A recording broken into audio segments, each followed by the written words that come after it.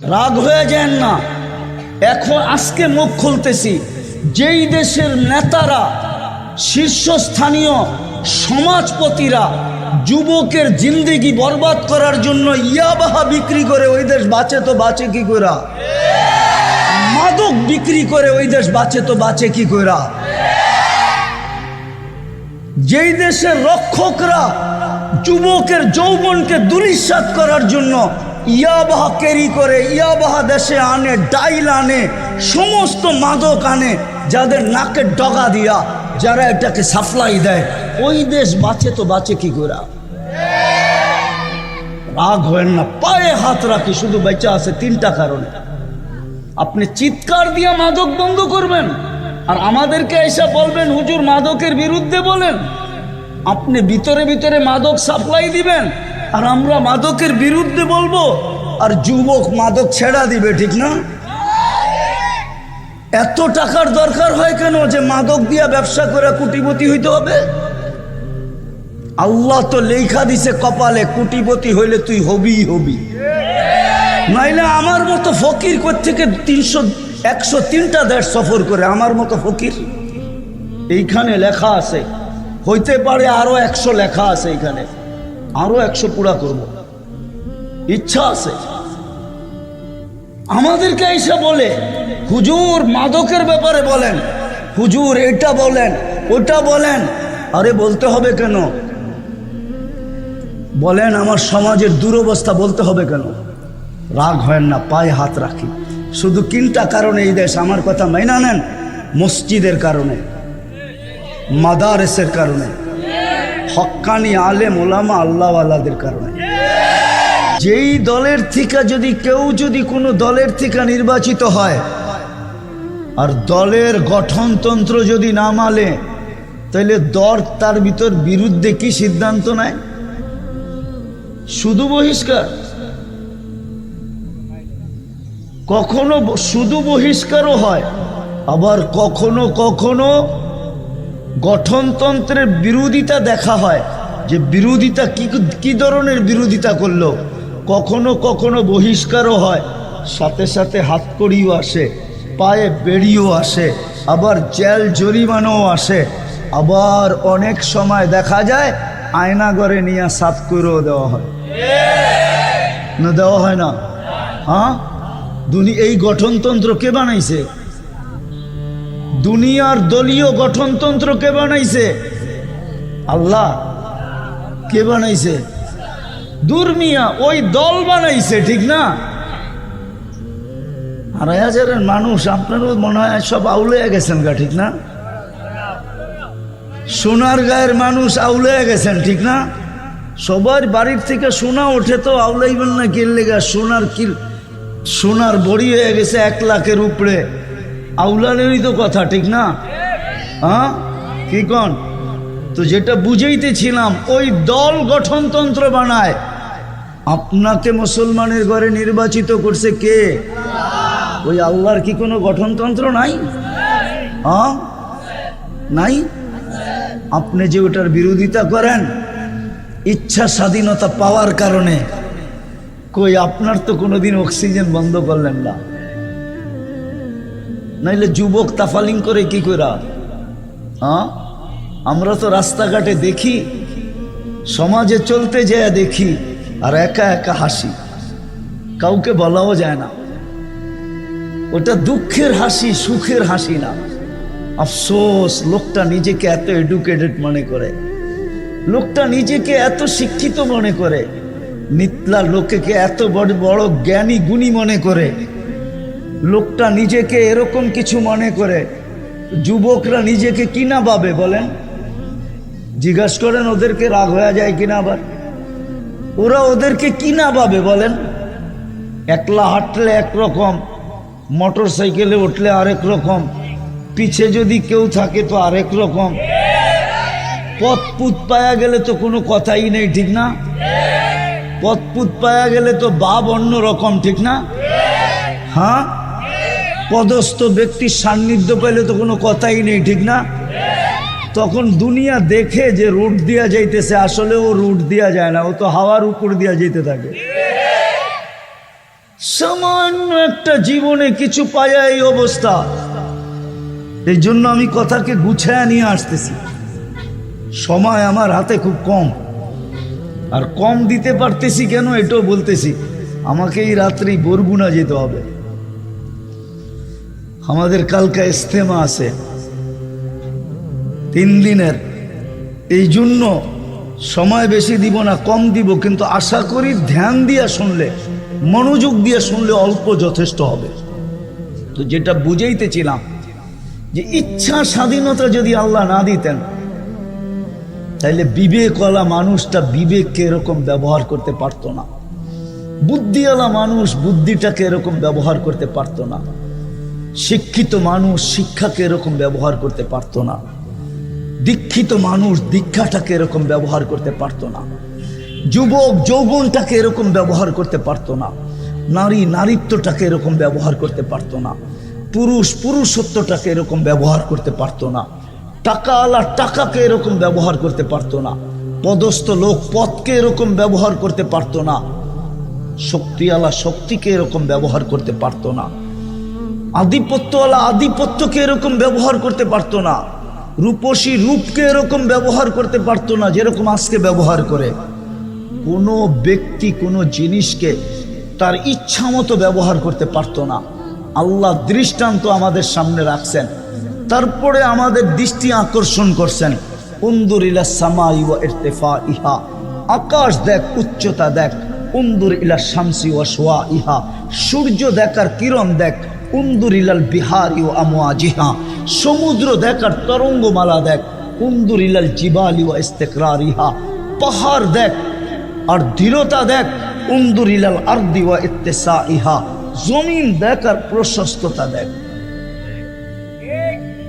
আফালা ইয়ানদুরুনা ইলাল আরদি কাইফা সুতিহাত, আল্লাহ বলে জমিন দেখোস না আমি কেমনে বিছাইছি। আল্লাহ বুঝাইতে চাইতেছে এগুলা সব বাধ্য করছি, কাউকে ইচ্ছা স্বাধীনতা দেই নাই। কিন্তু একটা কথা এটাও সত্য, আপনার ইচ্ছা স্বাধীনতা কতদিন? কতদিন বলো যুবক, তোমার ইচ্ছা স্বাধীনতা কতদিন? নারী বলুক নারীত্বের ইচ্ছা স্বাধীনতা কতদিন? পুরুষ বলুক পুরুষের ইচ্ছা স্বাধীনতা কতদিন? শিক্ষিত বলুক শিক্ষার ইচ্ছা স্বাধীনতা কতদিন? আধিপত্যওয়ালা বলুক আধিপত্যের ইচ্ছা স্বাধীনতা কতদিন? শক্তিওয়ালা বলুক শক্তির ইচ্ছা স্বাধীনতা কতদিন? সম্পত্তিওয়ালা বলুক সম্পত্তির ইচ্ছা স্বাধীনতা কতদিন? ইলা আজালিম মুসাম্মা, একটা নির্দিষ্ট সময় পর্যন্ত। হাত্তা ইউদরিকাল মউত, মউত আসা পর্যন্ত ইচ্ছা স্বাধীনতা, শুধু মউত আসা পর্যন্ত। মউত আসতে দেরি, ইচ্ছা স্বাধীনতা ছিনায় নিতে দেরি করবেন না। ইচ্ছা স্বাধীনতা শেষ, ইচ্ছা স্বাধীনতা শেষ, ইচ্ছা স্বাধীনতা শেষ। তারপরে চিরদিন চলতে হবে ইচ্ছা দিন, ইচ্ছা ইচ্ছা দিন চলতে হবে। ইচ্ছা দিন বোঝেন তো? আল্লাহর ইচ্ছা অনুযায়ী চলতে হবে।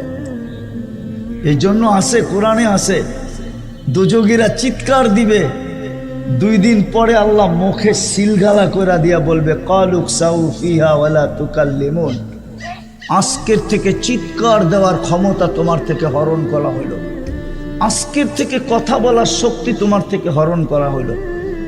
না কথা বলতে পারবে না, চিৎকার দিতে পারবে, চিৎকারও দিতে পারবে না। বোবা যেরকম আ আ করতে থাকে আর হাত দিয়া বুঝাইতে থাকে, ওই আ শব্দও করতে পারবে না। ইচ্ছা ছিনায় নিয়ে আনিবে আল্লাহ।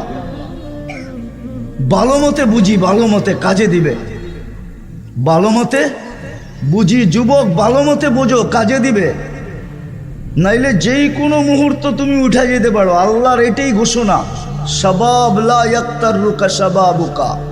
আমি কিন্তু হাদিস দিতেছি, আল্লাহর ঘোষণা দিতেছি, আল্লাহর ঘোষণা মানো।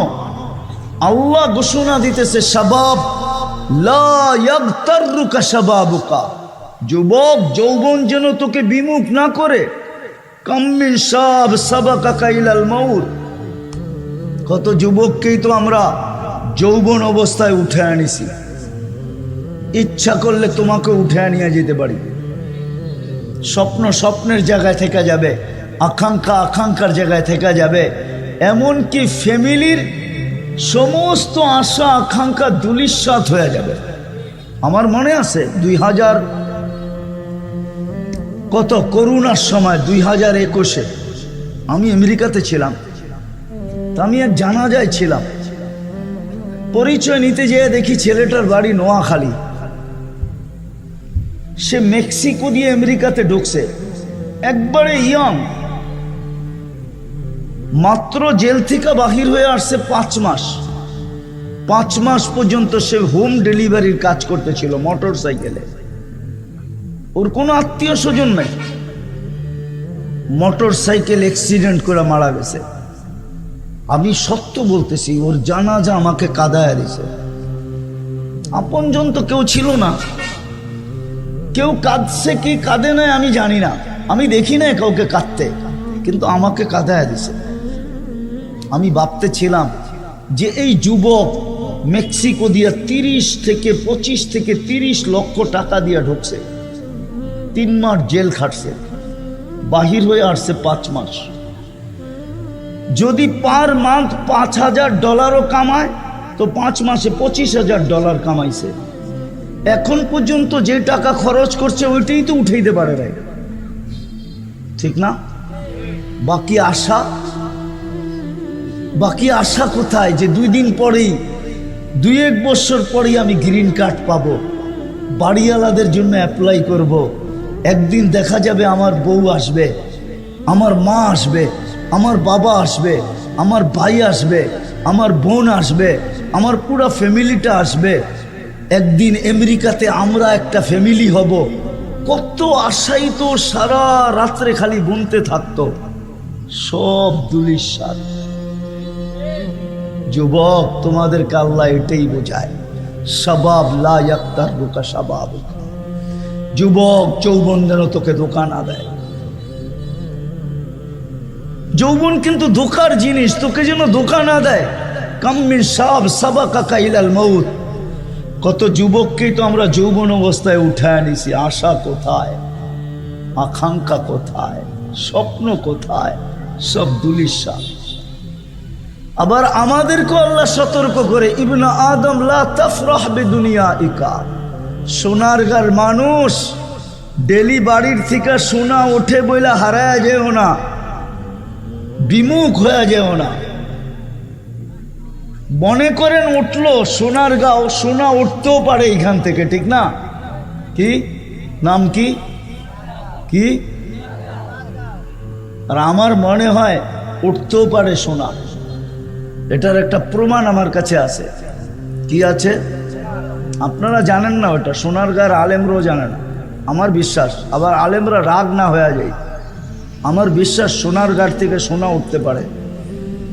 আমার বিশ্বাস সৌদি আরব থেকে যদি তেল উঠতে পারে, সৌদি আরব থেকে যদি সোনা উঠতে পারে, তাহলে সোনারগাঁর থেকেও সোনা উঠতে পারে। কেননা সর্বপ্রথম হাদিসের দর্শ 1268 সনে কলা কলা রসুলের দর্শ সবক পড়ানো এই সোনারগাঁর থেকে প্রথমে শুরু হয়। আবু তাইয়ামা রহমতুল্লাহ আলাইহি সর্বপ্রথম হাদিসের দর্শ দিছেন। হাদিসের দর্শ বুঝেন? হাদিসের ক্লাস করাইছেন, হাদিস পড়াইছেন, আল্লাহ রসুলের হাদিস পড়াইছেন 1268 সন, প্রায় 800 বৎসর কাছাকাছি। ওই সময় এখানে হাদিসের দর্শ দিছেন। আর যেইখানে সর্বপ্রথম হাদিসের দর্শ দিছেন, তাহলে আমার মনে হয় ওই হাদিসের দর্শের কারণে এই সোনারগাঁর মাটির নিচের থেকে সোনা উঠতে পারে। সৌদি আরবের থেকে যদি তেল উঠতে পারে, সোনা উঠতে পারে, তাহলে আমার বিশ্বাস জন্ম নেওয়ার কারণে, রসুলুল্লাহর দেশ হওয়ার কারণে, উনি এইখানে থাকার কারণে যদি ওই জমিন থেকে তেল উঠতে পারে আর সোনা উঠতে পারে, তাইলে ওনার হাদিস যেখানে সর্বপ্রথম পড়ানো হয়েছে এই বাংলাদেশের ভিতরে, বরং বলা যাবে পুরা ভারতবর্ষের ভিতরে সর্বপ্রথম যেখানে হাদিসের দর্শ হয়েছে এই সোনার গাড় থেকেও সোনা উঠতে পারে। কিন্তু তালাশ করবে কে, এটা তো আর আমি জানি না। যদি তালাশ করে একদিন আমার কথা সত্য হইতে পারে যে সোনার গাড় থেকে এখন সোনা উঠা শুরু হয়েছে। যদিও সোনার গাড় মানুষ মানবে না আমার কথা। কি মানবে?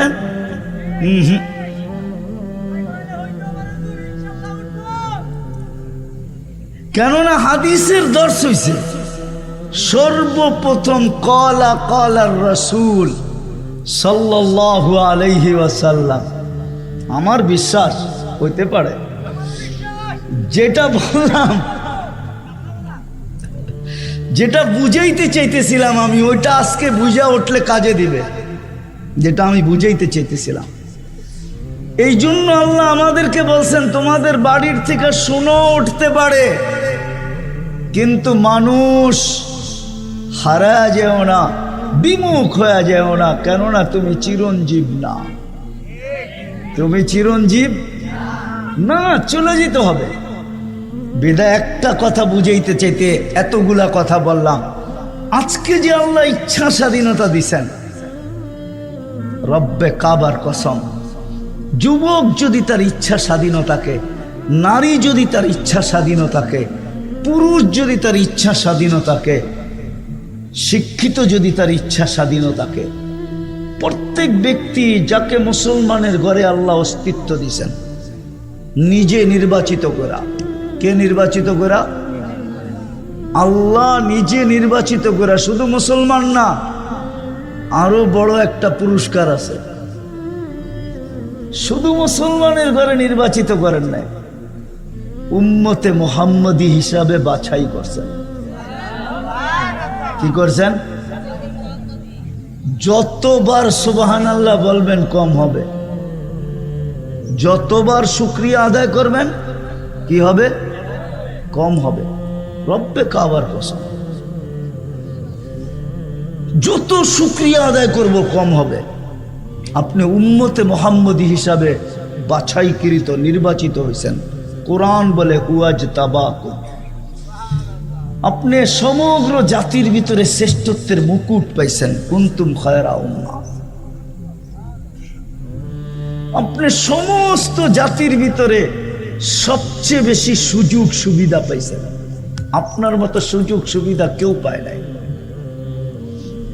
আপনি যদি এক লাইলাতুল কদর ধরেও, যদি এক লাইলাতুল কদর পায়েও যদি 80 বছর কাটায় দেন আর কিচ্ছু না করলেন, আর আপনি যদি কবরে চলে গেলেন, আল্লাহ যদি জিজ্ঞাসা করলো তুই কি নিয়ে আসছিস, তো আপনি বুক ফুলায় বলতে পারবেন এক লাইলাতুল কদরই তো 83 বছর, আমি তো দুনিয়ায় ছিলাম 80 বছর, 80 থেকে 80 বাদ দিয়া দেন, তারপরও তো 3 বছর 4 মাসের পাওনা আমি আপনার কাছে, আপনি আমার কাছে পাবেন কোথায়?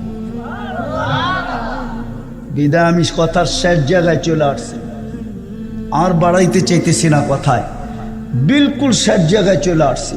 কেননা মানুষকে স্বাধীনতা দেওয়ার কারণে, মানুষকে আল্লাহ ইচ্ছা স্বাধীনতা দিয়েছেন। ইচ্ছা স্বাধীনতা বোঝেন তো? মানুষকে আল্লাহ ইচ্ছা স্বাধীনতা দিয়েছেন বিদায় মানুষ এই ব্রেন দিয়ে যা খুশি তা ভাবতে পারে। বিবেককে যে কোনো কাজে লাগাইতে পারে, যে কোনো বিদ্যায় বিদ্বান হইতে পারে, যেমন খুশি তেমন চলতে পারে। যদি ইচ্ছার স্বাধীনতা না দিতেন, কোনো সৃষ্টিকে আল্লাহ ইচ্ছার স্বাধীনতা দেন নাই। আপনি বিশাল বিশাল সৃষ্টি বলেন আর ক্ষুদ্র থেকে ক্ষুদ্র বলেন, এই পোকা যে উঠতেছে এটাকেও আল্লাহ ইচ্ছার স্বাধীনতা দেন নাই। আবার জিবরিল আলাইহিস সালামকেও ইচ্ছা স্বাধীনতা দেন নাই, মিকাইলকেও ইচ্ছা স্বাধীনতা দেন নাই। ইসরাফিলকেও ইচ্ছা স্বাধীনতা দেন নাই, আজরাইলকেও ইচ্ছা স্বাধীনতা দেন নাই, কোনো সৃষ্টিকে আল্লাহ ইচ্ছা স্বাধীনতা দেন নাই। শুধু মানুষকে আল্লাহ ইচ্ছা স্বাধীনতা দিয়েছেন বিদায় বিবেক দিয়া যা খুশি তা ভাবতে পারে, বুদ্ধি যেই কোনো কাজে লাগাইতে পারে, যেমন খুশি তেমন বিদ্যায় বিদ্বান হইতে পারে। এই ছোট জীবনটা যেমন খুশি তেমন কাটাইতে পারে। আর যদি ইচ্ছা স্বাধীনতা না দিতেন তো রব্বে কাবার কসম, একজন মানুষ সব ভোগ করবে আল্লাহ, আপনি 24 ঘন্টা কাঠটা ভোগ করেন। এটা মনের থেকে মানেন না মুখের থেকে মানেন? যদি মনের থেকে মানেন যে সবকিছু ভোগ করি কার, ভালো মতে বলেন। আমরা আল্লাহ বলতে চাই না মুখ খুলা। আল্লাহ বললে 40 নেকি মিলে, কয় নাকি? কয় নাকি? আর আল্লাহ বলার 40 নেকি আর অন্য 40 নেকি একরকম না। অন্য 40 নেকি একরকম না। কেননা আল্লাহ হইল আল্লাহর নাম, জাতি নাম। কি নিজের ব্যক্তিগত একটা পার্সোনালিটি আছে না? না নাই? আর নাই আপনার? আপনার ব্যক্তিগত একটা পার্সোনালিটি আছে না? তাহলে আল্লাহর নাম যেটা, আমার তো বিশ্বাস যদি কেউ আল্লাহ বলল আর এটা কবুল হয়ে গেল, আমার বিশ্বাস, এটা আমার বিশ্বাস না, ঈমান। এই আল্লাহ শব্দের নেকিটাই যদি এক পাল্লায় রাখা হয় আর সমগ্র জগৎটাকে আরেক পাল্লায় রাখা হয়, তাহলে সমগ্র জগৎটার ওজন যেই পাল্লায় আল্লাহ শব্দটা রাখা হয়েছে, আল্লাহ শব্দের নেকি, এটাকে হেলাইতেও পারবে না, উঠাইবে তো দূরের কথা। এই জন্য আল্লাহ মন দিয়া বলা চাই, যত বলবেন তত লাভ। কথা ঘুরা গেল, কিন্তু যত বলবেন তত লাভ। যত আল্লাহ বলবে তত ভিতরে আলোর বাল্ব লাগতে থাকবে, আলোর বাল্ব। বলতে বলতে বলতে একদিন দেখা যাবে দিলটা এরকম আলোকিত হবে যে আপনি এইখানে বৈশা দিলের জগতের ভিতরে জান্নাত দেখবেন, আল্লাহ দেখবেন, আল্লাহ আল্লাহ দেখা যাবে। যদি বলতে বলতে ভিতরে বাল্ব লাগাইতে পারি, তো যেটা আমি বুঝাইতেছিলাম, একটা জিনিস বুঝানোর জন্য আপনাদেরকে পিছের থেকে নিয়ে যাইতেছি, যে আল্লাহ যদি ইচ্ছা স্বাধীনতা না দিত, তাইলে কোনো ব্যক্তি তার বুদ্ধিকে নিজের ইচ্ছা মতো লাগাইতে পারতো না, বিবেককে ইচ্ছা মতো লাগাইতে পারতো না, বিদ্যাকে ইচ্ছা মতো বিদ্যা শিখতে পারতো না, ইচ্ছা মতো জীবন কাটাইতে পারতো না। ইচ্ছা স্বাধীনতা দিছেন বিদায়। প্রমাণ দিতেছি, আপনি 24 ঘন্টা কাঠটা ভোগ করেন, কার নিয়ামতের উপরে আপনি বাইসা আছেন? সুস্থ ব্যক্তিটা কার নিয়ামতের উপরে, সুস্থতার উপরে সে সুস্থ আছে। হাটটা গাটটা চেহারাটা দেহটা, যে আপনার হাটটা গাটটা দেহটা, আপনি কার করুণার উপরে, দয়ার উপরে আপনি টিকা আছেন? সত্য তো? সত্য মানেন না? কোত্থেকে মানে? যদি মানতই, যদি সত্যই হইতো, যদি মানতই, তাহলে আমার সমাজের এই পরিস্থিতি কেন হইতো? মুসলমানের ঘরে জন্ম নেওয়ার পরেও এই অবস্থা কেন হইতো? সে তো জন্ম নিছে মুসলমানের ঘরে। কার ঘরে? আপনাকে মুসলমানের ঘরে নির্বাচিত করলো কে? দুনিয়ায় নির্বাচিত হওয়ার জন্য তো কতই তেল মারতে থাকে, ঠিক না? না মারে না? আপনাকে নির্বাচিত করছে কে মুসলমানের ঘরে? হ্যাঁ, ও দুনিয়াওয়ালাদের থেকে আল্লাহ দুর্বল, ঠিক না? ওই দুর্বল এক জায়গায় ইচ্ছা স্বাধীনতা দিছে বিদায়। যদি ইচ্ছা স্বাধীনতা না দিতেন তাহলে আপনাকেও আকাশের মতো খুঁটি ছাড়া দাঁড় করায় রাখতে পারতেন। আল্লাহ বলে আকাশকে ইচ্ছা স্বাধীনতা দেই নাই, যেইখানে দাঁড়াইতে বলছি ওইখানে দাঁড়ায় আছে। আপনি কি আকাশের চেয়ে বড়? রাগ হয় না আমার কথায়, আমি বুঝাইতে চাইতেছি। আর মৃত্যুর আগে বুঝলে কাজে দিবে, মৃত্যুর পরে সবাই বুঝবে। মৃত্যুর পরে লাগবে না, মৃত্যু লগ্নেই বুঝবে। লগ্ন বোঝেন? যখন মালাকুল মউত বুকে হাত দিয়া দিবে তখনই বুঝা ফেলবে, সমস্ত পর্দা সরা যাবে। একদিকে আপনার আমার বুকে মালাকুল মউত হাত দিবে, আর একদিকে পর্দা সরতে থাকবে, আর সচক্ষে দেখতে থাকবে। তখন চিৎকার দিতে থাকবে, রব্বির জিউন, আল্লাহ আমাকে সুযোগ দেন, ফিরত পাঠান। আল্লাহ বলবে, কাল্লা, আর কখনো ফিরত পাঠানো হবে না। তোমাকে বহুত বুঝানো হয়েছে, তুমি বোঝো নাই। তোমাদেরকে বুঝানোর জন্যই তো আমি কালাম পাঠাইছিলাম, নাইলে আল্লাহর কালাম পাঠানোর কি দরকার? আল্লাহ তো আল্লাহ, আল্লাহ তো আল্লাহ তো আল্লাহ। একটা জিনিস দিয়ে বুঝাইতে চাইতেছি, দেখি বুঝে আসে কিনা। আপনি আল্লাহকে যেইভাবে করেন, ওলামা আছে জিজ্ঞেস করেন, আল্লাহর আলিফ ফালায়া দেন তাইলে লিল্লাহ, তারপরও আল্লাহ আল্লাহ, লিল্লাহি মুলকুস সামাওয়াতি ওয়াল আরদ। আবার লাম ফালায়া দেন, লাহু মা ফিস সামাওয়াতি ওয়াল আরদ। আবার লাম ফালায়া দেন, শুধু হা রাখেন, হুয়াল্লাহুল্লাযী লা ইলাহা ইল্লা হু। আল্লাহ তো আল্লাহ, যেমনি করবেন অমনি আল্লাহ আল্লাহ থাকবে, ঠিক না? কি আল্লাহ আল্লাহ থাকবে?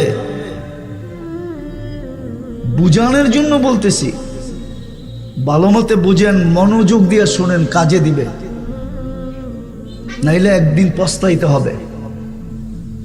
আল্লাহ বলে, সমস্যা তো এখানেই হয়েছে, তোকে ইচ্ছা স্বাধীনতা দিছি। যদি ইচ্ছা স্বাধীনতা না দিতাম, সারাদিন ভোগ করবে আমার আর চলবে গরুর মতো। রাগ হয় না? গরুর যেমন উত্তর নাই, দক্ষিণ নাই, পূর্ব নাই, পশ্চিম নাই, ওরমই তো জীবন কাটাইতেছে, ঠিক না?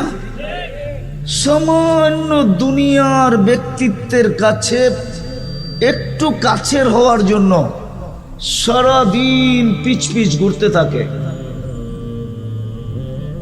না ঘুরে না? হ্যাঁ, না ঘুরে না? ঘুরে, সত্য তো। হ্যাঁ, ওরে যদি জিজ্ঞাসা করি, তুই আজকে সারাদিনে আল্লাহর কাছে কয়বার গেছিলি বল?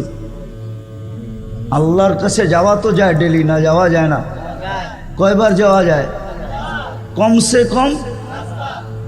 কম 5 বার। সারাদিন গেলেও তো না নাই। এই উম্মতকে তো আল্লাহ সুযোগ দিছেন, মাত্র 20 3 20-এ কত হয়? 3 20 না, 3 15 কত হয়? 3 15 না, ফতুয়া এটাও আছে, 3 10-এ কত হয়? 30 মিনিট খালি আপনি কাছে যেতে পারবেন না। 30 মিনিট ছাড়া 23 ঘন্টা, 23.5 ঘন্টা ইচ্ছা করলে আপনি কাছেই থাকতে পারেন। এছাড়াও তো আছে, আমি হাদিস দিতেছি, আল্লাহ বলে 24 ঘন্টা তুই আমার মজলিসে থাকতে চাস, তাহলে তোর জন্য আমি সুযোগ দিতেছি, আহলু যিকরি আহলু মাজালিসি।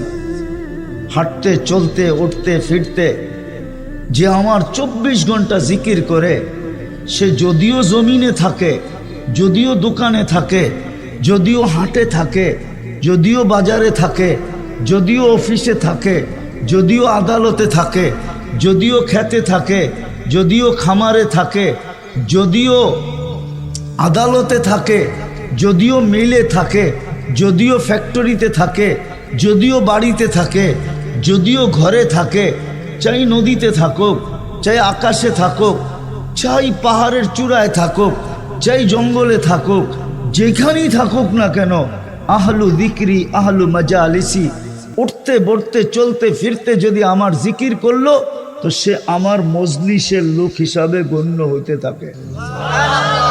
সেজন্য আমার মজলিসে আছে।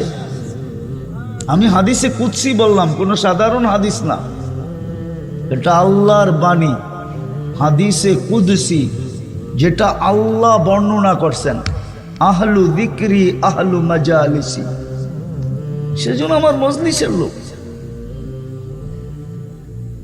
তো কথার শুরুটা ছিল ইচ্ছা স্বাধীনতা দিছেন বিদায়, বিবেক চিন্তা ক্ষমতা দিয়া যা কিছু চিন্তা করতে পারি, বিবেক দিয়া যা খুশি তা করতে পারি, যেই কোনো বিদ্যায় বিদ্বান হইতে পারি, যেই কোনো শিক্ষায় শিক্ষিত হইতে পারি, যেমন খুশি তেমন চলতে পারি। যদি ইচ্ছা স্বাধীনতা না দিতেন তাহলে রব্বে কাবার কসম কোনো যুবকের ক্ষমতা হইতো না, ও যেইভাবে চলে এক শ্বাস ওইভাবে নেয়। কোনো যুবকের ক্ষমতা হইতো না, ও যেইভাবে চলে। আজকাল আমাদের যুবক সমাজ যেইভাবে চলে, এক শ্বাস নেওয়ার ক্ষমতা হইতো না, এক কদম চলার ক্ষমতা হইতো না। আল্লাহ প্রমাণ দিছেন, উনদুরিলাস সামাই ওয়া ইরতিফাইহা, আকাশটা দেখ, ইচ্ছা স্বাধীনতা ওকে দেই নাই বিদায় ওই খুঁটি ছাড়া দাঁড়ায়া থাকতে, খুঁটি ছাড়া নিজের অস্তিত্বকে ধরে রাখতে বাধ্য। কি আকাশ কি কাগজ দিয়া বানানো? কাগজ দিয়া? মোটা কতদিনের রাস্তা জানেন? শুধু মোটা হইল 500 বৎসরের রাস্তা। মোটা মোটা মোটা, ও তো খুঁটি ছাড়া নিজেকে ধরে রাখছে। এক সুতা নিচে নামার ক্ষমতা নাই। সূর্যকে এই স্বাধীনতা দেন নাই, ও আপনাদের দুনিয়ার থেকে 9,30,00,000 মাইল দূরে। ভালো মতে বোঝেন, কিন্তু ঘন্টায় দৌড়াইতেছে 60,000 66,000 কিলো, 66,000 মাইল ব্যাগে, 66,000 মাইল ব্যাগে দৌড়াইতেছে। কি করতেছে? দূরত্ব কত দুনিয়ার থেকে? 9,30,00,000 মাইল দূরে। বড় কত দুনিয়ার থেকে? 13 লক্ষ গুণ বড়। ও 1 ইঞ্চি নিচে নামার ক্ষমতা নাই। এক কিতাবে লেখা আছে, লাউ কদ্দামতু শিবরান লামুতুম জামিয়া, যে 1 বিঘা যদি নিচে নামায় দেয় সূর্য, তাহলে তাপমাত্রায় তোমরা সব মরে যাবে। তাপমাত্রায় মরো আর না মরো, চর্ম ক্যান্সারে তোমরা সব মরে যাবে, সব চর্ম ক্যান্সারে মরে যাবে 1 বিঘা যদি নিচে নামায় দেয়। যেইখানে আসে ওইখান থেকে। রঙে আসি তো, সূর্যের আলোটা 3 বার ফিল্টার হয়। কয়বার? আপনার বাড়ির ফিল্টারটা কয়বার ফিল্টার হয়? আরে বলেন না কেন, বাড়িতে ফিল্টার নাই? পানি খাওয়ার ফিল্টার নাই? কয়বার ফিল্টার হয়? দূর মিয়া, আপনার বাড়ির ফিল্টার কি 3 বার ফিল্টার করে? কয়বার? সূর্যের আলো 3 বার ফিল্টার হয়। আপনার বিজ্ঞানকে জিজ্ঞাসা করেন, 3 বার ফিল্টার হওয়ার পরে দুনিয়াতে আলোটা আসে। আর যদি ডাইরেক্ট পাঠাইতেন তাহলে এতদিনে সাফা। এতদিনে কি? ঢাকায় শব্দ বোঝেন তো? এতদিনে সাফা। যদি ইচ্ছা স্বাধীনতা না দিতেন তাহলে যুবক এই বেশে ঘুরতে পারে না। ও নির্বাচিত মুসলমানের ঘরে। কার ঘরে? কি? মুসলমানের ঘরে নির্বাচিত হওয়ার বেনিফিট জানেন? আপনি কতটুকু বেনিফিট ভোগ করতেছেন? প্রথম বেনিফিট বলতেছি, শুধু আপনি না, হাদিসে আছে, যতক্ষণ পর্যন্ত একজন মুসলমান থাকবে ততক্ষণ পর্যন্ত কিয়ামত হবে না। শোনেন না এই পর্যন্ত? একবারও শোনেন নাই? তাহলে আপনি ভাবেন একজন মুসলমানের ভ্যালু আল্লাহর কাছে কত। একজন মুসলমান থাকলেও কি হবে না, কি হবে না? তাইলে আপনার ভ্যালু কতটুকু? আপনার কারণে পালতেছে, সারা দুনিয়ার সিস্টেমকে চালাবে যতদিন পর্যন্ত আপনি বেঁচে আছেন। সারা জগতের সিস্টেম চালাইতে, হ্যাঁ, একটা সংসার চালাইতে যে চুল পাইকা যায়, ঠিক না? না পাকে না? হ্যাঁ, কোমর ঝুঁকা যায়। সব সিস্টেম আল্লাহ চালাবে শুধু একজন মুসলমানের কারণে। ভাবছেন কোনোদিন আপনার ভ্যালু কত? এটা তো দুনিয়ার ভ্যালু। আখেরাতের ভ্যালু জানেন কি? আমি তো বলি যে কাগজে মুসলমান, বাস্তবে মুসলমান না, শুধু কাগজে মুসলমান। কাগজে মুসলমান বোঝেন?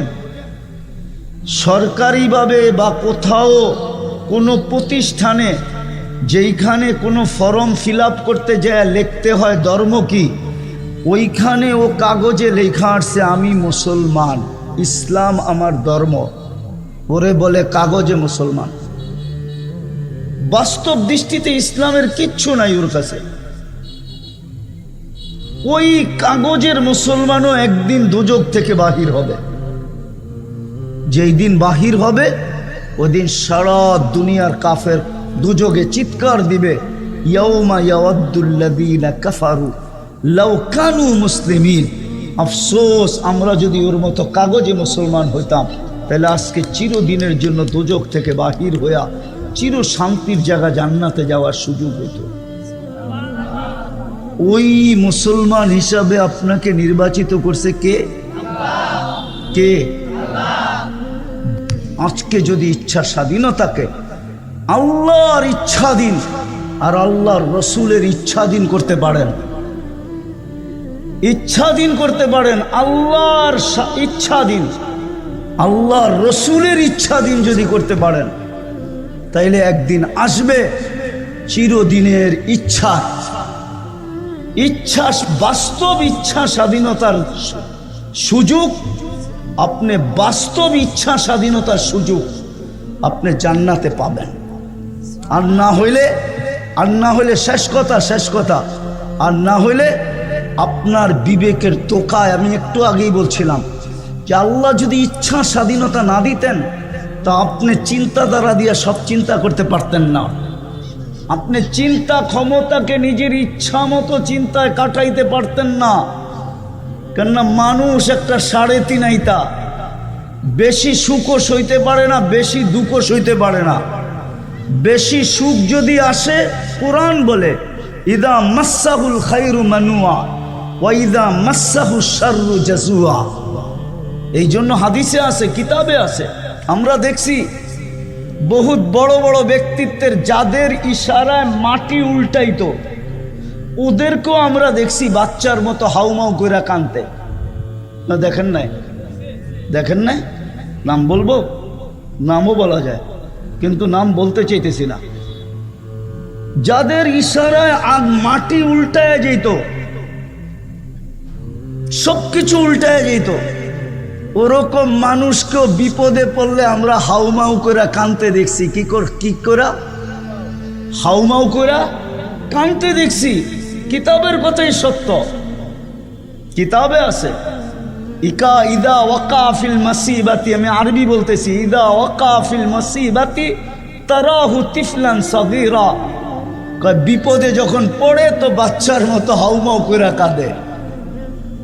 তো যেটা আমি বুঝাইতেছিলাম, আমার শেষ কথা, কিন্তু আমাকে বহু দূর যেতে হবে, এই জন্য অপেক্ষা করা যাবে না।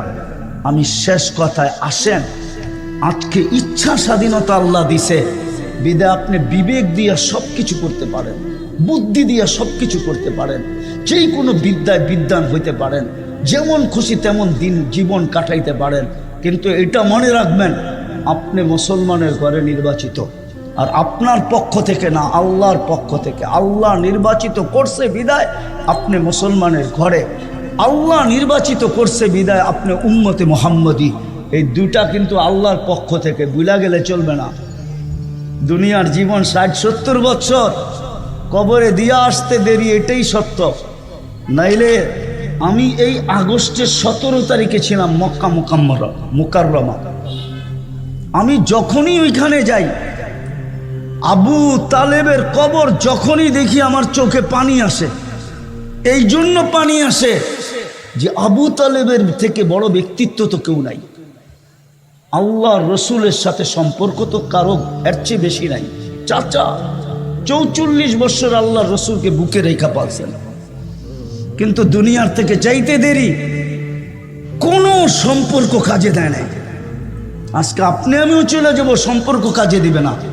বিদায় চলেন আজকে অঙ্গীকার করি যে আমি আমার ইচ্ছা স্বাধীনতাকে আল্লাহর ইচ্ছার রসুলের ইচ্ছার অধীন করব। করবেন? হ্যাঁ, শুধু একটা দিক দিয়া করেন যে আজকের থেকে 5 ওয়াক্ত নামাজ কখনো ছাড়ব না। আল্লাহ আমাদেরকে আমল করার তৌফিক দান করেন। আর একটা কথা শেষমেশ বলবো,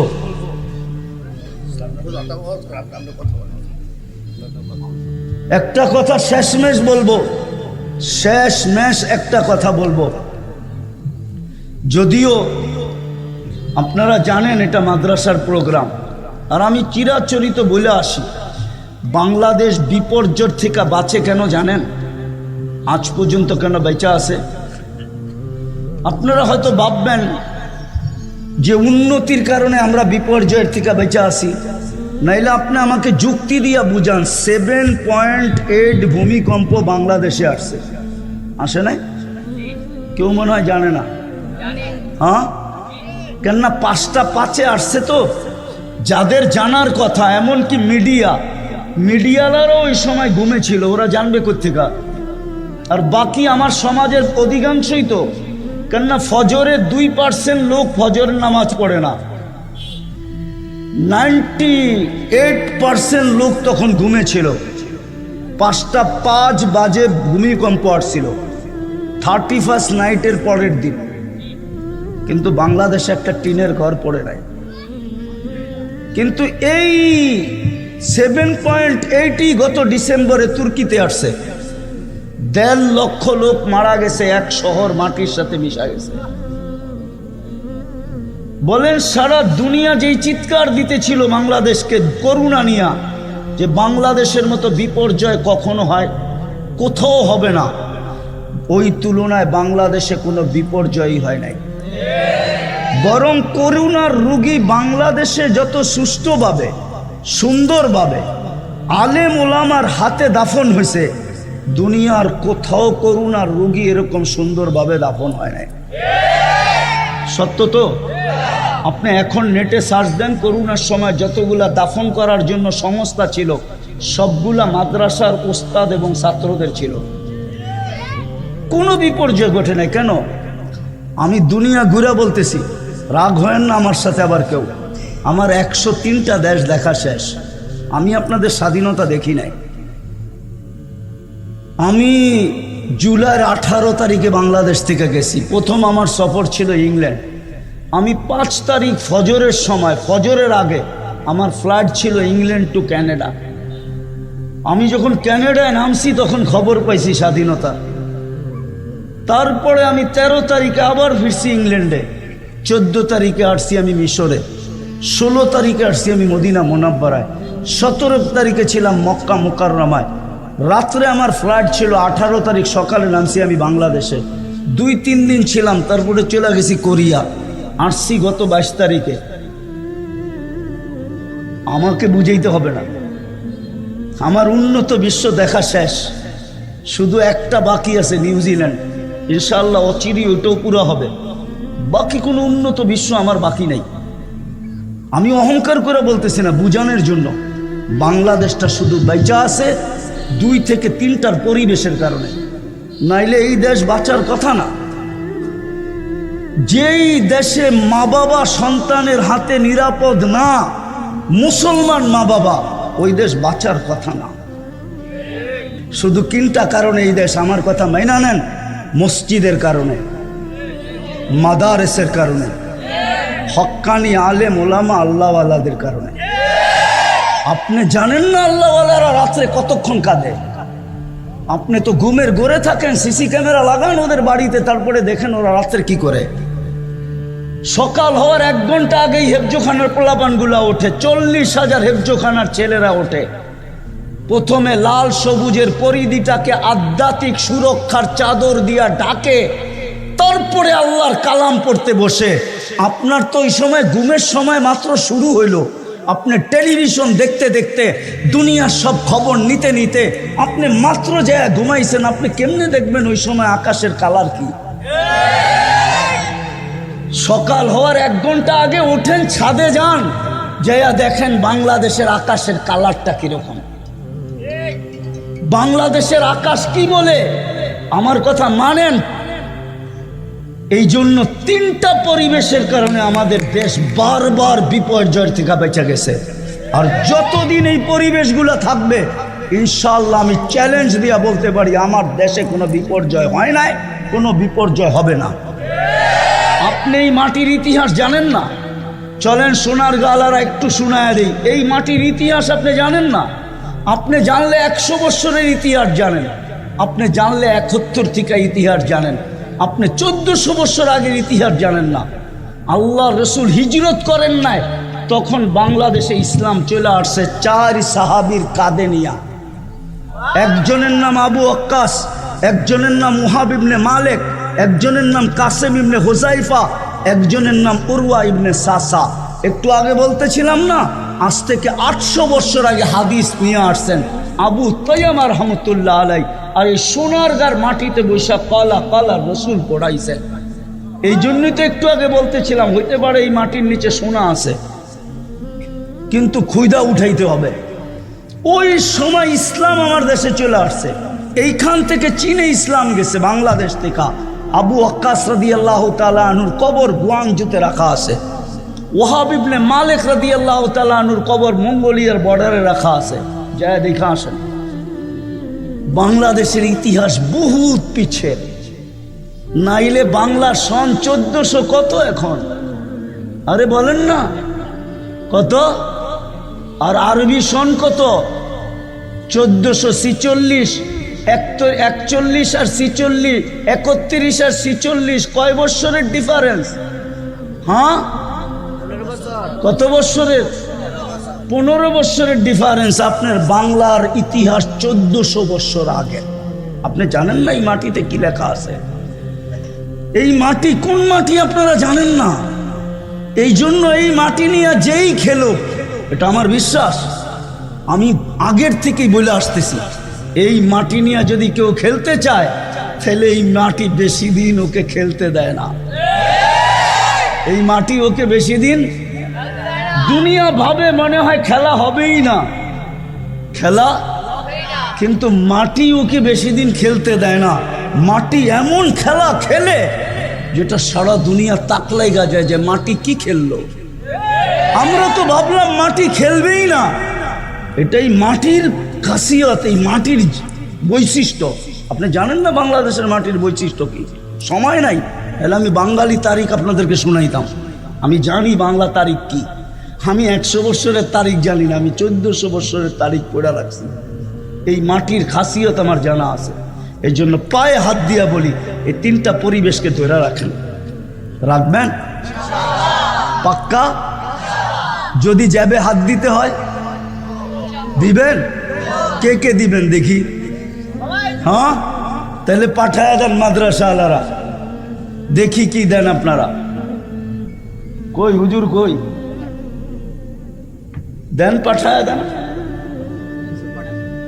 জলদি জলদি জলদি পাঠান, জলদি। মাসকাল থেকে কয়েক যুবক একটু মেহরবানি করে দাঁড়ান, মাদ্রাসার খাতিরে আল্লাহ রসুলের মহব্বতে কয়েক সদিচ্ছা করে দাঁড়ান। বিশেষ মাদ্রাসা ওলামা কেরাম আছেন, মাদ্রাসার তরফ থেকে আপনারা কিছু লোক দাঁড়ান, হুজুর আপনাদের কাছে চাইছে মাদ্রাসার জন্য। আলহামদুলিল্লাহ, আপনারা একটু মেহরবানি করে দাঁড়ান। কেউ যদি বড় কিছু দিতে চান তাহলে স্টেজে দেওয়া যান, অসুবিধা নেই। বড় নোট দিতে চাইলে, বড় অঙ্ক দিতে চাইলে স্টেজে দেওয়া যান। আসেন, মাশাআল্লাহ, একজনে 1000 টাকা দিয়েছেন, মাশাআল্লাহ, আল্লাহ কবুল করেন। আরো বলেন, হুজুরের হাতে যারা দিতে চান স্টেজে নিয়ে আসেন। উঠাউঠি না করি, প্রধান অতিথি কিন্তু এখানে আছে, সভাপতি সাহেবও আছেন, আপনারা উঠাউঠি করেন না, ওনারা কিছু কথা বলবে। তাড়াতাড়ি তাড়াতাড়ি করেন, তাড়াতাড়ি, আমাকে বরগুনা যেতে হবে। ফেরাউনের কৃতদাসীর কবর এখনো এই জমিনে রাখা আছে, এখনো দেখার সুযোগ আছে, এখনো সুগ্রাণ বাহির হয়, জান্নাতি সুগ্রাণ বাহির হয়। ডেলি হাজারো মানুষ ওই গ্রাণ একবার নাকে লাগানোর জন্য যায়। আল্লাহর রাসূল সর্বপ্রথম যিনি নাকে লাগাইছিলেন, জিজ্ঞাসা করছিলেন এটা জান্নাতের ঘ্রাণ, ইন্নী আজিদু বিহা জান্নাহা হুনা, আমি তো জান্নাতের সুগ্রাণ পাইতেছি এখান থেকে। মেরাজের রাত্রে জিবরিল আলাইহিস সালাম বলছিলেন জান্নাতের সুগ্রাণ না, এটা তো রাবেয়ার ফেরাউনের কৃতদাসীর কবর থেকে সুগ্রাণ আসতেছে। কবর কৃতদাসী কোন সম্ভ্রান্ত ব্যক্তির হইতো তাইলে মেনে নিতাম, কোন নামি দামি ব্যক্তির হইতো তাইলেও মেনে নিতাম, কোন বড় আল্লাহওয়ালার কৃতদাসী হইতো তাও মেনে নিতাম, কিন্তু কৃতদাসী হইল ফেরাউনের, যার চেয়ে বড় দাবিদার কিয়ামত পর্যন্ত কেউ আসবে না। যিনি সবচেয়ে বড় দাবি করছিলেন জমিনে, আনা রব্বুকুমুল আলা, আমি তোমাদের শুধু রব না, রবেরও বাবা। এর কৃতদাসী, কিন্তু ফুটাইছেন আল্লাহ, যার কারণে ঘ্রাণ আজও বাহির হয়, কিয়ামতের সকাল পর্যন্ত বাহির হবে। আল্লাহ জানে কিয়ামতের মাঠে কি হবে, মাস্টার ঘেরানের কি হবে কিয়ামতের মাঠে আল্লাহ জানে, এর দুই বাচ্চার ঘেরান কি হবে আল্লাহ জানে। দুটাই তো শিশু ছিল, একটা 6-7 বৎসরের, একটা কোলের বাচ্চা, দুটাকে তো মা বিসর্জন দিছিলেন, দুটাই তো বিসর্জন দিছিলেন। কথা অন্য দিক ঘুরে গেল, আজকে আমরা নবীকে নবী বইলা মানি তো বটে, মানেন না? মানেন তো বটে, ঠিক না? উম্মত বলে স্বীকার করি তো বটে, ঠিক না? মহব্বতের দাবি তো করি বটে, ঠিক না? সত্য তো, কিন্তু নবীকে মানি কতটুকু, ওনার আদর্শ কতটুকু মানি? শুধু কি এতটুকুই যথেষ্ট যে আপনাকে সবকিছু আইনা দিল? সমস্ত উম্মতের ভিতর থেকে লক্ষ কোটি, শুধু একটা না, দুটা না, সেঞ্চুরি না, আমার ছোট জীবনটা যথেষ্ট হবে না। নবীজি আমাদেরকে যা আল্লাহর কাছ থেকে পাওয়ায়া দিল, যা আইনা দিল, ওনার কারণে আমরা যতটুকু বেনিফিট পেলাম, ওনার কারণে আমাদের মর্যাদা যতটুকু উচ্চ শিখরে উঠল, উচ্চ শিখরে উঠল মর্যাদা। যিনি 23টা বৎসর চোখের পানি কোনোদিন থামতে দেন নাই, কসম খোদা, নারায়ণগঞ্জের মানুষ আমার কথা মানে, 23 বৎসর চোখের পানি শুকাইতে দেন নাই। আমি জিজ্ঞাসা করি না, জিবরিল আর মিকাইল আলাইহিমুস সালাম জিজ্ঞাসা করছে, মা জালা আরাকা তাবকি, যখনই দেখি কাঁদেন কেন? বলছে উম্মতের জন্য চোখের কান্না থামে। দিল নাই আমাদের ভিতরে। আমি বিরোধিতা করতেছি না, আমাকে কেউ বিরোধী মনে করেন না। শুধু নাম শুনলে আঙ্গুলে চুমা দিয়া চোখে লাগানো যথেষ্ট না, এতটুকু রবির ঋণ শোধ হবে না। আস্তে আস্তে, আমি আপনাদের বিরোধী না, আমাকে বিরোধী মনে করেন না। আমি তো ভিতরের ব্যথার থেকে বলতেছি, ব্যথা। আমি দুনিয়া ঘুরে বেড়াই তো, আমি আপনাদের নতুন স্বাধীনতা দেখি না।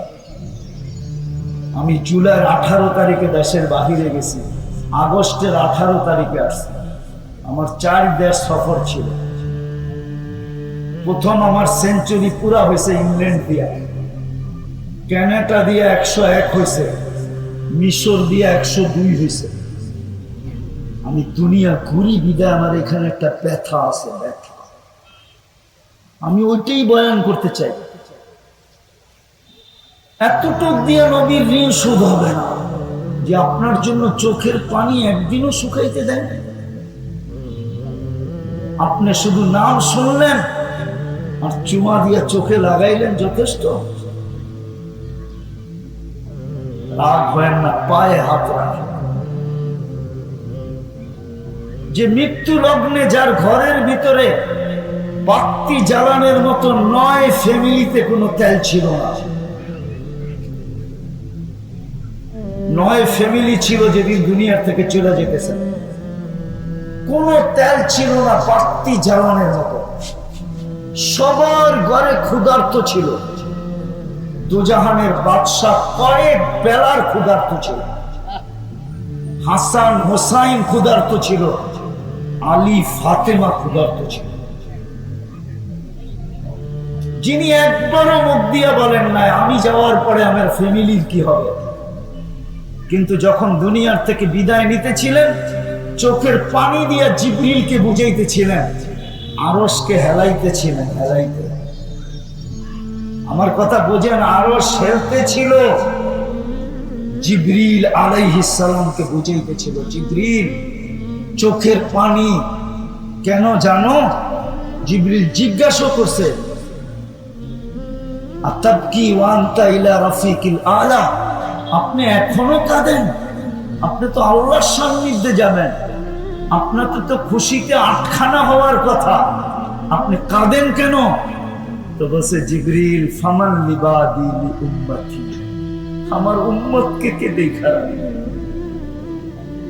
লানত আমাদের জিন্দেগির উপরে। যুবক, একটু ভাবো, এতটুকুই যথেষ্ট যে মুখে বলি আপনাকে মহব্বত করি, দাবি করি উম্মত হিসাবে, এতটুকুই কি যথেষ্ট? অথচ যিনি বিদায় লগ্নে 9 ফ্যামিলি ক্ষুধার্ত। আম্মাজান বলেন যদি তেল থাকতো তাহলে খিদার তাড়না এতটুকু ছিল যে তেল পান করে নিতাম। তেল প্রতিবেশীর ঘরের থেকে তেল আইনা ওই রাত্রে বাতি জ্বালাইছে।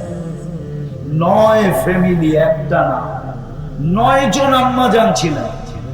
9 ফ্যামিলি, হাসান হোসাইন, আলী ফাতেমা, নিজে একটু ক্ষুধার্ত, কিন্তু একবারও বলেন না আমার ফ্যামিলি কি হবে। চিৎকার ছিল ফামান লিবাদি লি উম্মতি। জিবরিল আলাইহিস সালাম কাইপা উঠছেন, আরশও কাইপা উঠছে। আল্লাহ জবাব পাঠাইছে, বন্ধু চলে আসেন, উম্মতকে আমি দেখা রাখবো, উম্মতকে আমি দেখা রাখবো, চলে আসেন। এতটুকুই যথেষ্ট। যিনি আজকে এখনো কবরে আমাদের জন্য কাঁদেন।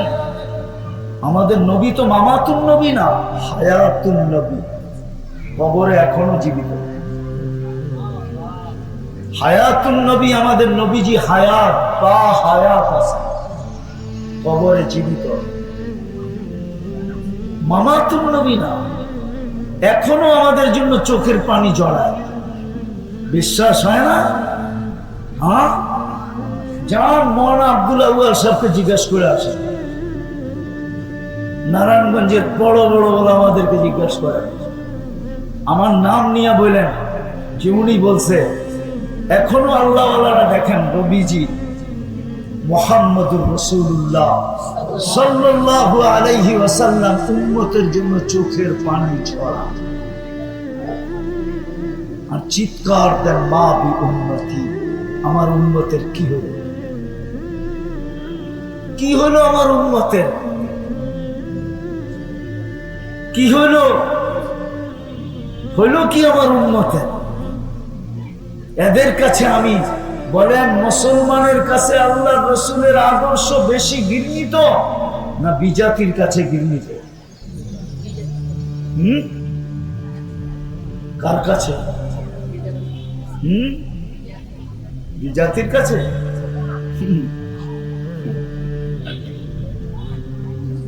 বিজাতির কাছে? ও তো উম্মতি না।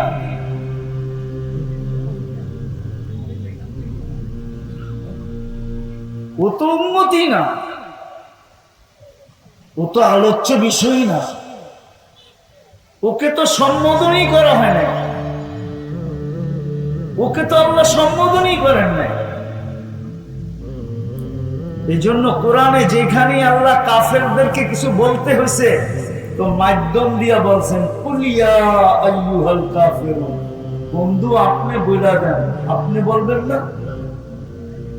কারণ আমি তো মুসলমানের লোকে মুখ লাগাবো, কাফেরের সাথে লাগাবো। সম্বোধনই তো করেন না।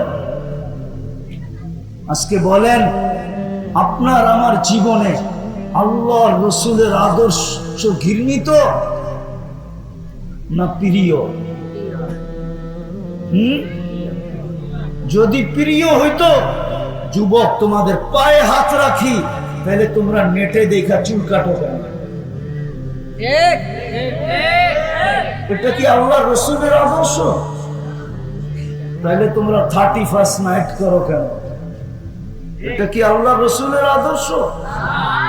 তাইলে তোমরা ফেব্রুয়ারির 14 তারিখ উদযাপন করো কেন?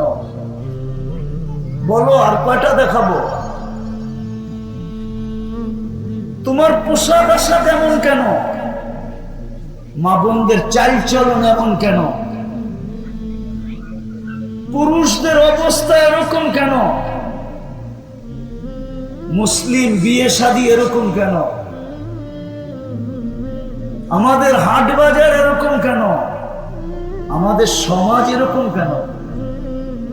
বলুক এই মহল্লার 20টা ঘর, বলুক আমার 10টা ঘর, বলুক যে আমরা এই 10 ঘর 10 ফ্যামিলি ডেলি যা পাকাই একজন আরেকজনকে দিয়া খাই, এরকম 10টা ফ্যামিলি বলুক।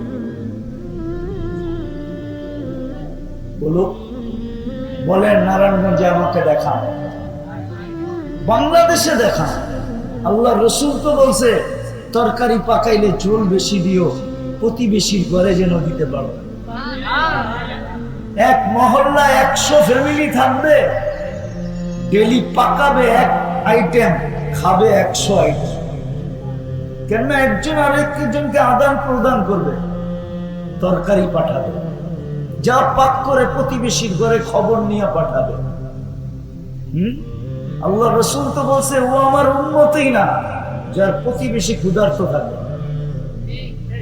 আজ পর্যন্ত কোন পয়সাওয়ালা এলাকার ভিতরে খোঁজ নিছে যে আমি এই এলাকার সবচেয়ে বেশি ধনাঢ্য ব্যক্তি, একটু আমার গলিতে হাইটা দেখি আমার খাওয়ার সময় কে ক্ষুধার্ত থাকে? কে এসে সবার ঘটে চিঠি দিয়ে গেছে যে আপনারা ক্ষুধার্ত থাকলে আমাকে খবর দিয়ে?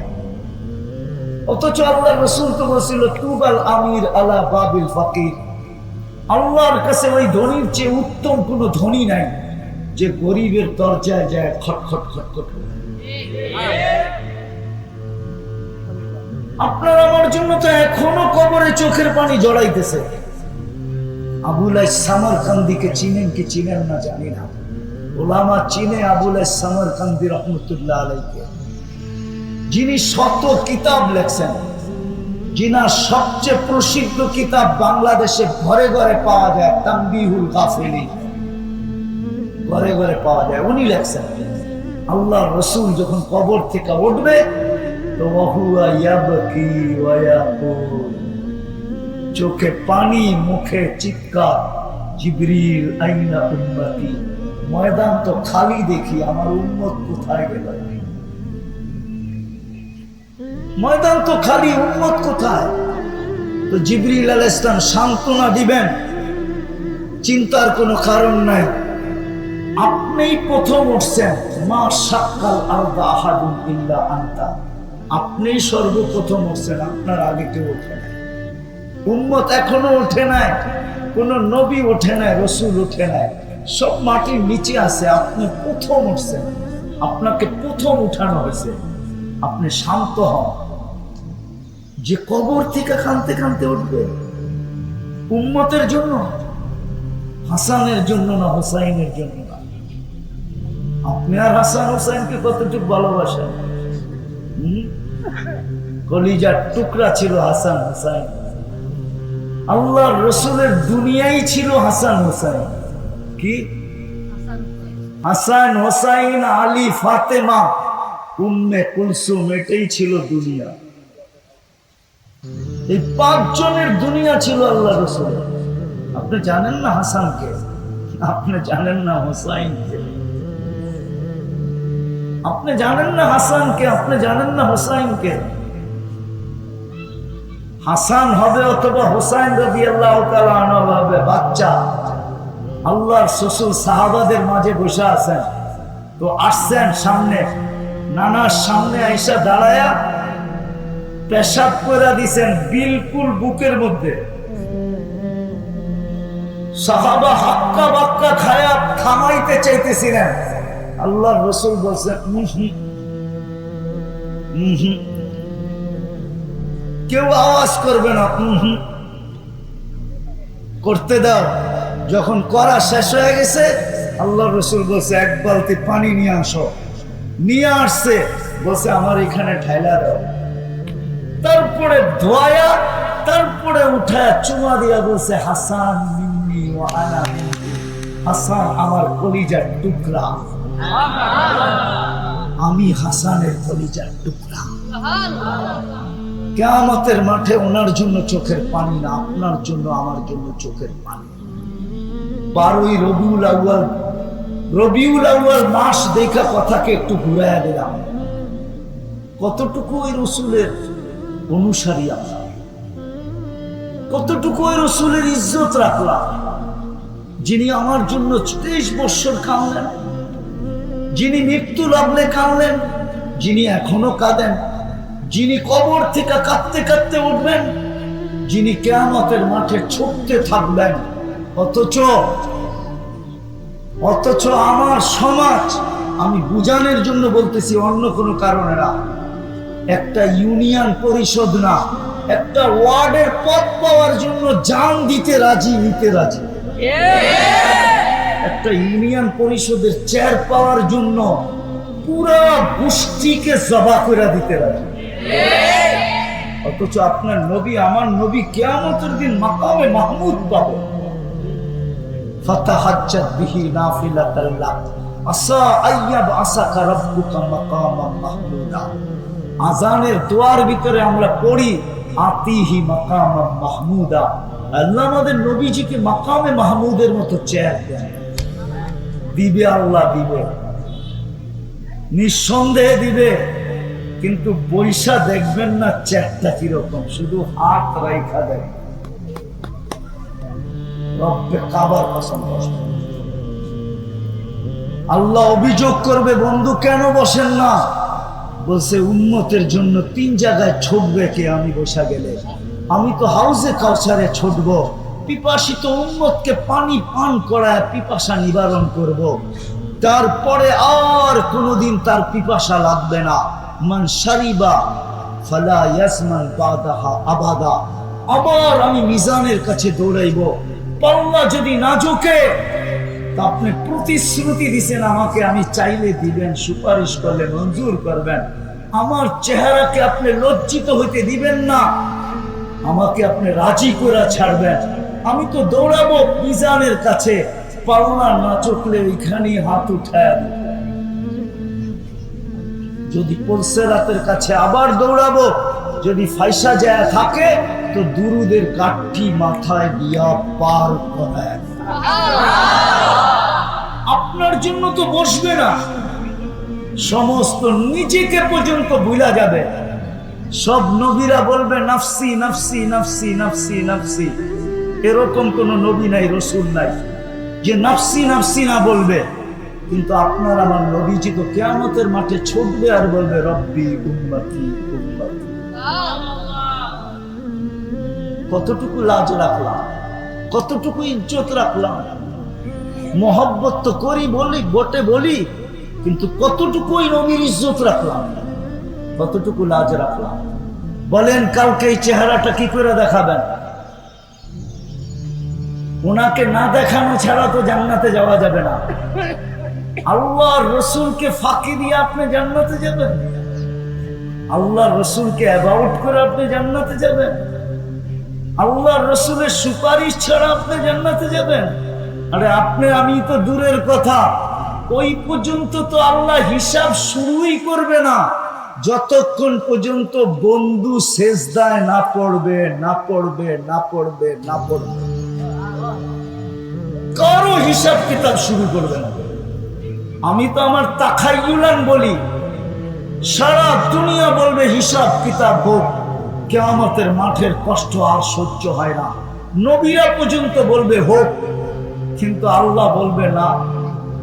যতক্ষণ পর্যন্ত আমার বন্ধু না চাবে হবে না।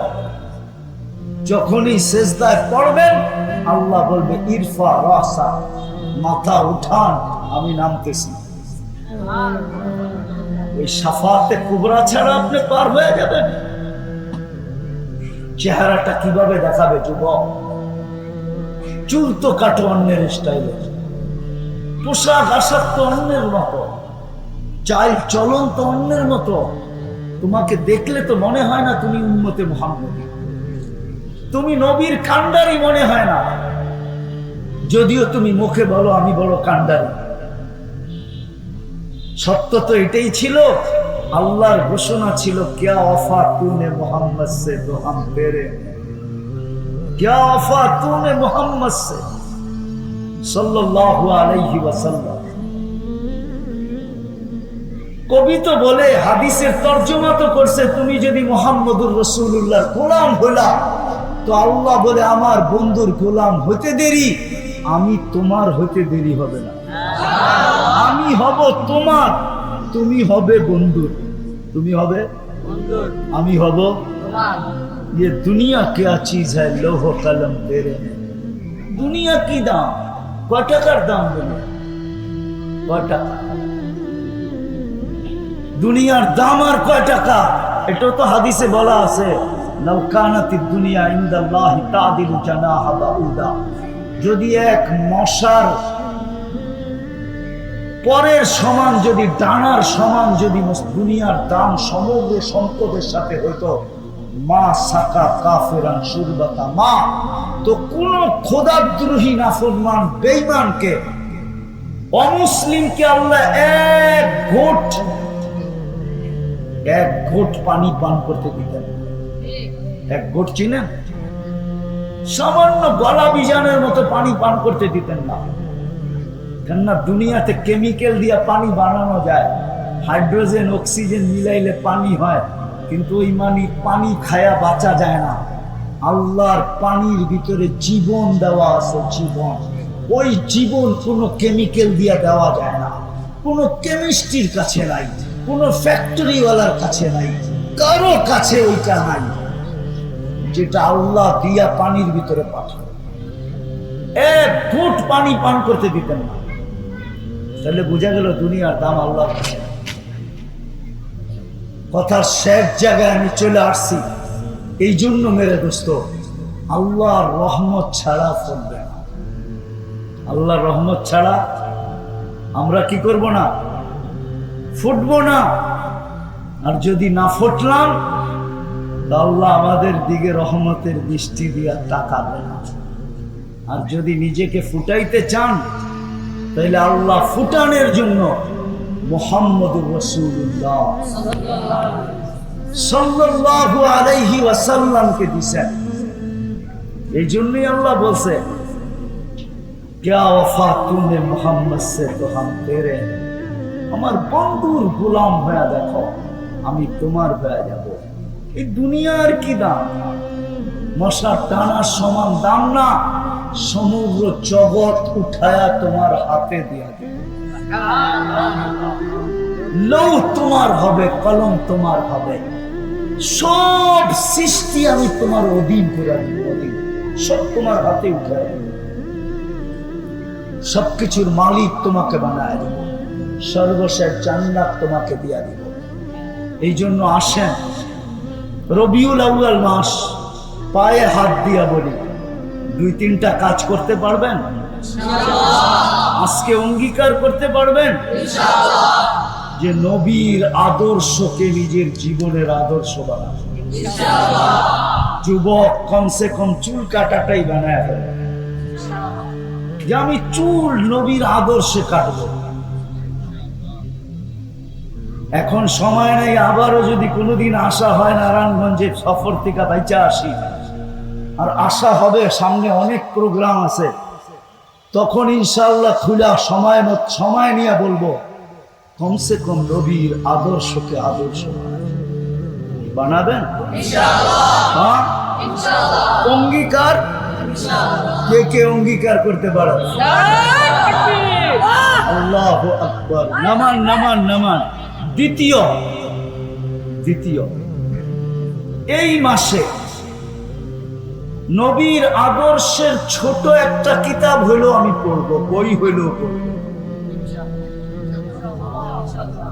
সিরাতের একটা বই পড়বো, আমি কিতাবের নাম বলে দিয়ে যেতেছি, বেশি বড় না, 96 থেকে 98 পৃষ্ঠা হবে, 100-র উপরে হবে না। সিরাতে খাতেমুল আম্বিয়া, মনে থাকবে?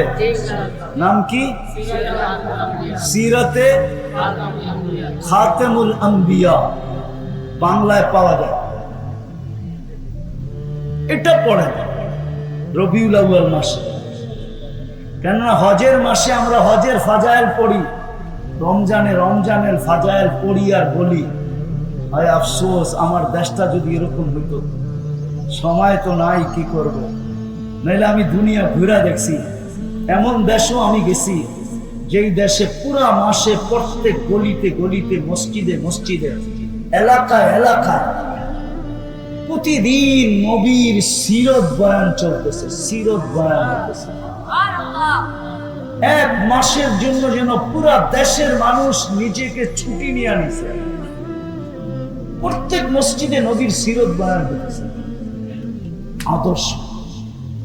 এই জন্য বলতেছি, আমার এখানে তো হবে না ওরকম, নাইলে আজকের এটাকে ওয়াজ মাহফিল বলা হইতো না, ইসলামী মহাসম্মেলন বলা হইতো না, হয়তো বলা হইতো এটাকে আজকে সিরত সম্মেলন, নবীর নামে মনসুব করা হতো। কমসে কম আমরা একটা সিরতের কিতাব পড়ব, নাম কি? সিরাতে খাতেমুল আম্বিয়া। যান, আপনি বেশি দূরে যেতে হবে না, দেওবক মাদ্রাসার সামনে লাইব্রেরি আছে, ওইখানে গেলেই পাবেন, পড়েন। আর তৃতীয়, আজকের থেকে অঙ্গীকার করেন, আল্লাহ রসুলের সবচেয়ে বড় আদর্শ, এর চেয়ে বড় কোনো আদর্শ আজকের থেকে 5 ওয়াক্ত নামাজ কখনো ছাড়বে না। অঙ্গীকার। চতুর্থ, আল্লাহ রসুলের সবচেয়ে বড় হুকুম আমাদের কাছে রেখা গেছেন, যে আজকের থেকে কখনো আজকের থেকে হক্কানি আলেম ওলামা আল্লাহ ওয়ালাদের পিছে চলবো, সঙ্গে চলবো, মনের থেকে না। সবাই বলা এই জন্য বলেন, হ্যাঁ। পঞ্চম, কোন হক্কানি আলেম ওলামা আল্লাহ ওয়ালাদের উপরে আঙ্গুল উঠাবো না। পারবেন? পাক্কা? হ্যাঁ। কেননা কোরআন দুটাই হুকুম দেয়, ফাস্তামিউ ওয়া আমসিকু। ফাস্তামিউ, যত বেশি মনোযোগ দিয়া শোনা যায়।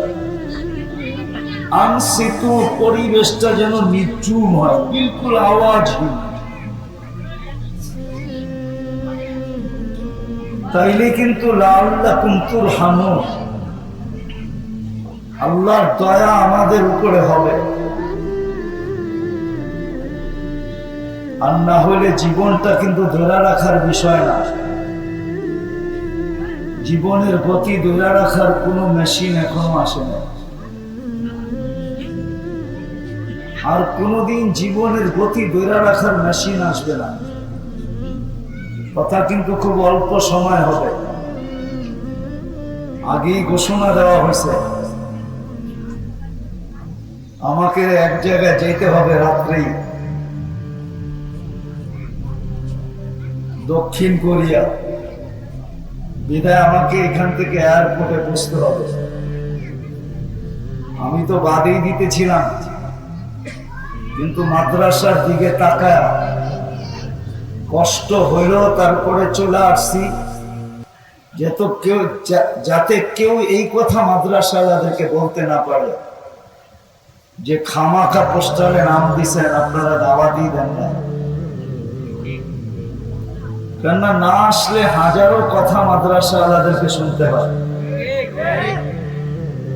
শুধু মাদ্রাসাকে যেন কথা শুনতে না হয়, এই জন্য আমি আসছি। আসলে কথা বলার জন্য আসি না। কথা তো আমার পরে শরীয়তপুর হিসাব আসবে, হাসাবেও আপনাদেরকে, আবার কাঁদাবেও আপনাদেরকে। আল্লাহ হাসানের সিফতও দিছে, কাঁদানের সিফতও দিছে।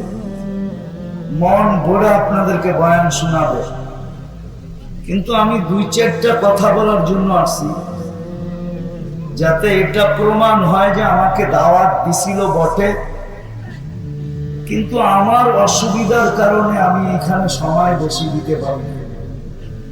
মাদ্রাসাওয়ালাদের কোনো দোষ না, এদের কোনো কসুর না, কোনো দোষ না। এই জন্য কথা অল্প সময় হবে। মনোযোগ দিয়া যদি না শুনি, তাহলে আগেই বলছি আল্লাহর রহমত নির্ভরশীল কিন্তু আমাদের দুটা জিনিসের উপরে, একটা মনোযোগের উপরে, একটা পরিবেশের নির্জুমতার উপরে। আর আল্লাহর রহমত যদি না হইল, তাহলে জীবনের গতি কিন্তু ধরে রাখার সুযোগ নেই। জীবনের গতি যদি ধরে রাখার সুযোগ হতো, তাহলে ধনাঢ্য ব্যক্তিরা বাড়ি ঘর গাড়ি বাড়ি না বানায় আগে ওই মেশিন কিনা সব সময় লোভে রাখত। বোঝা গেল জীবনটাকে ধরে রাখার কোনো সুযোগ নাই। না ধরে রাখার সুযোগ আছে, এটার জন্য কোনো পাওয়ার ব্যাংক নাই যে আপনি জীবনের গতিটাকে, জীবনটাকে ধরে রাখবেন বা জীবনের গতিকে থামায় দিবেন। না এটাকে ধরে রাখার কোনো মেশিন আছে, না এর গতি থামানোর কোনো মেশিন আছে। চলে যেতে হবে কিন্তু আমাদের, সত্য এটাই। কবির কথাই সত্য, আল্লাহর ঘোষণাই সত্য। ইউদরিকাল মউত, তোমাকে মউত ধরবেই ধরবে। আল মউত লাইসা লাহুল ফাওত, এটাকে কেউ ফাঁকি দিতে পারে না। কিন্তু চলে গেলে চলবে না, জীবনটাকে ফুটায়া যেতে হবে। জীবনটাকে ফুটায়া যেতে হবে। কেননা আমরা এটা বিশ্বাস করি, যতক্ষণ পর্যন্ত ফুল না ফোটে, কেউ না চোখ বুলায় না হাত বাড়ায়, কেউ চোখ দিয়েও দেখে না, হাত দিয়েও ধরে না। এমনকি 14 তারিখে কোনো যুবক ভুলেও এটা হাত দিয়া ছোঁয় না। 14 তারিখ বুঝেন তো? কেননা ও জানে ফুটন্ত ফুল ব্যতীত যদি নিয়ে গেলাম, যেটা ফোটে নাই, তাহলে I.Youth লিখবে তো দূরের কথা, লিখবে তো দূরের কথা, ফেসবুকের ভিতরে বড় একটা জুতা দিয়া পাঠায় দিবে, ঠিক না? আর সামনাসামনি করলে তো পায়েরটা খুলেই দেখাবে যে তুই একটা ফুটন্ত ফুল নিয়ে আসতে পারিস না, আবার তুই চাইতেছিস আমি তোকে লেখা দেই আই ডট ডট। যদি ফুটন্ত ব্যতীত কেউ এটার দিকে চোখ না বুলায়, হাত না বাড়ায়, তাহলে যেই আল্লাহ অস্তিত্বটা দিল, যুবককে যৌবন দিল, নারীকে নারীত্ব দিল, পুরুষকে পুরুষত্ব দিল, রূপসীকে রূপ দিল, গুণবতীকে গুণ দিল, ওই আল্লাহ ফুটন্ত ব্যতীত আমার দিকে তাকাবে তো তাকাবে কি করে? একটু ভাবেন না, কথা কিন্তু বেশিক্ষণ হবে না। আবারও বলতেছি, রাস্তার যে অবস্থা দেখে আসছি, আমি তো সন্দেহে আছি আমি টাইম মতো বসতে পারবো। লোকাল ফ্লাইট না ইন্টারন্যাশনাল ফ্লাইট, এই জন্য কথা বেশি হবে না। একটু চিন্তা করি, বিবেকটা কেন দিছে না? এই জন্য যেটার পিছনে সারাদিন ব্যয় করতেছি। যুবক ব্রেনটা তোমাকে আল্লাহ কেন দিলেন বলো? বিবেকটা কেন দিলেন? বুদ্ধিটা কেন দিলেন? পুরুষ হিসাবে চিন্তা করি যে আমি যদি ফুটন্ত ব্যতীত ফুলের দিকে চোখ ভুলাই না, হাত বাড়ায়া নেই না, তো যে আল্লাহ আমার মতো যুবককে যৌবন দিয়া ফুটাইল, কি যৌবনের দাম কত বলো? বলো, এক যৌবনের দাম কত? কেউ জানলে বলো যৌবনের দাম কত? আরে বলো না, কত দাম? ও একটা বাবা, ঠিক না? কি তাই? যৌবনের দাম কত? সমগ্র জগতের সম্পদ যদি এক পাল্লা রাখা হয়, এক যুবকের যৌবন এক পাল্লা রাখা হয়, তো যৌবন বেশি দাম। বিশ্বাস হয় না? হ্যাঁ না, যৌবন কিনতে পাওয়া যায় কলিকাতা হারবালে, না মডার্ন হারবালে পাওয়া যায়? তাই না? তাহলে একটু ভাবো না কেন তোমাকে যে আল্লাহ যৌবন দিয়া ফুটাইল, ওই আল্লাহ তোমার দিকে তাকাবে তো তাকাবে কিভাবে? কখন তাকাবে? যে পুরুষকে পুরুষত্ব দিয়ে আল্লাহ সাজাইল, এর দিকে আল্লাহ কখন তাকাবে? যে নারীকে আল্লাহ নারীত্ব দিয়ে সাজাইল, নারীর দামই তো নারীত্ব। নারীত্ব না থাকলে তার কি দাম আছে? দাম কি? আল্লাহ তো তৃতীয় লিঙ্গ বানায়, এই জন্যই বুঝাইছে আমাদেরকে। কি বুঝায় না? তৃতীয় লিঙ্গ দেখলে খালি কি করে? এটাই তো। কি এতটুকুই তো না আরো কিছু? আল্লাহ যে ফুটাইলেন আমাদেরকে, আল্লাহ কখন তাকাবে? এটাই আমার বোঝানোর বিষয়। যদি আল্লাহর রহমত আমার উপরে না হইল, তাহলে খোদার কসম যুবক, যৌবন তো হবে কিন্তু তুমি ফুটবে না। পুরুষের কাছে পুরুষত্ব হবে কিন্তু ফুটবে না। নারীর কাছে নারীত্ব হবে কিন্তু ফুটবে না।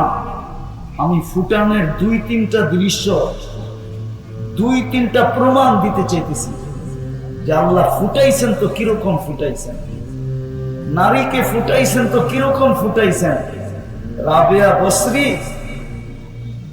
কোন রাজরানী ছিল না, রাজরানী। রাবেয়া বসরি কোন রাজরানী ছিল না, কোন সম্ভ্রান্ত ফ্যামিলির মেয়ে ছিল না, কোন নামি দামি বংশের ছিল না। রাবেয়া তো কৃত দাসী ছিল। আমি তো 6 বার তার বাড়ি দুই চোখে দেখা বলতেছি।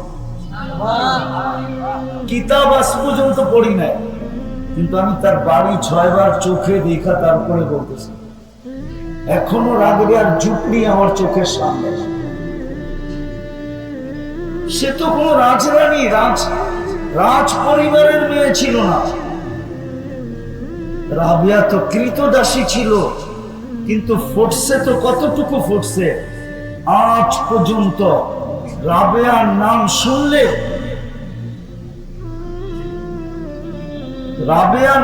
শুনলে, কোনো মুসলমান মেয়ে, যদিও তার কাছে ইসলামের কোনো ছোঁয়া না থাকুক, তারপরও নাপিয়ার নামটা শুনলে একটু সমীহ হইলেও করে, একটু সম্মান হলেও করে, একটু দিলে ধাক্কা লাগলেও লাগে না, লাগে না? রাবেয়া তো কোনো সম্রাজ্য করার মেয়ে ছিল না। চলেন আরেকটা দেখাই। শুধু রাবেয়া ফুটন্ত ছিল, আল্লাহ রাবেয়াকে ফুটায়া দিছিলেন, কিয়ামতের সকাল পর্যন্ত রাবেয়া বসরির নাম থাকবে। বেলালও কৃতদাসী ছিল রাদিয়াল্লাহু তাআলা আনহু। কিয়ামতের সকাল পর্যন্ত সমস্ত উম্মতে মুহাম্মাদীকে বেলালকে সাইয়্যিদি বলবে।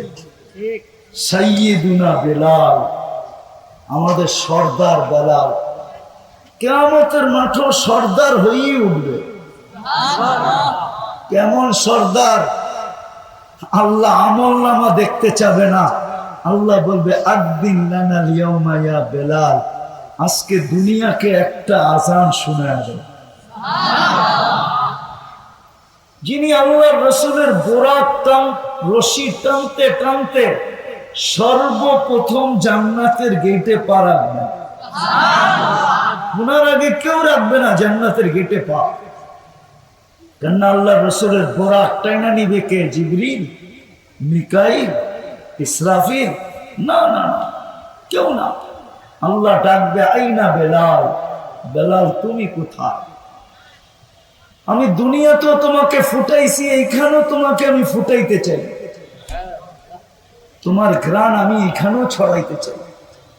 সত্য এটাই।